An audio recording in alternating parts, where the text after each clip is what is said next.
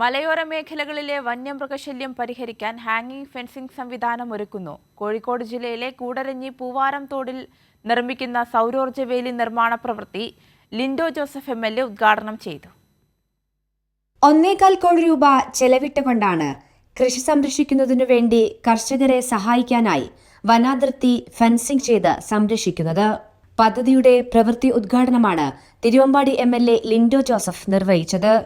കൂടരഞ്ഞി പഞ്ചായത്തിലെ കക്കാടംപൊയിൽ ചീങ്കണ്ണപ്പാലി മുതൽ കരിമ്പ് വരെയും പൂവാറൻതോട് പൂർണ്ണമായും തിരുവമ്പാടി പഞ്ചായത്തിലെ 3.5 കിലോമീറ്റർ ദൂരവും കവർ ചെയ്യുന്ന രൂപത്തിലാണ് പദ്ധതി. 2 മാസം കൊണ്ട് പ്രവൃത്തി പൂർത്തീകരിക്കുമെന്ന് ലിൻഡോ ജോസഫ് MLA പറഞ്ഞു.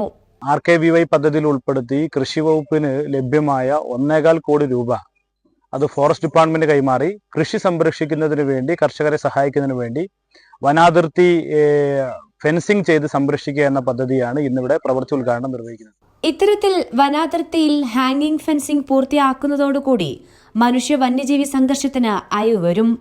നബാർഡ് പദ്ധതിയിൽ ഉൾപ്പെടുത്തി 30 ലക്ഷം രൂപയും MLA ഫണ്ടിൽ ഉൾപ്പെടുത്തി 1 കോടി രൂപയും ചെലവിട്ട് മറ്റു പദ്ധതിയും കൂടി വരുന്നതോടെ തിരുവമ്പാടി നിയോജക മണ്ഡലത്തിലെ 37 കിലോമീറ്റർ ദൂരം പൂർണ്ണമായും ഹാങ്ങിംഗ് ഫെൻസിംഗ് ചെയ്ത് സംരക്ഷിക്കാൻ പറ്റും. ചടങ്ങിൽ കൂടരഞ്ഞി പഞ്ചായത്ത് പ്രസിഡന്റ് ആദർശ് ജോസഫ് അധ്യക്ഷനായി.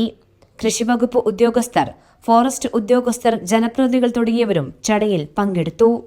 കൈരളി ന്യൂസ്, കോഴിക്കോട്.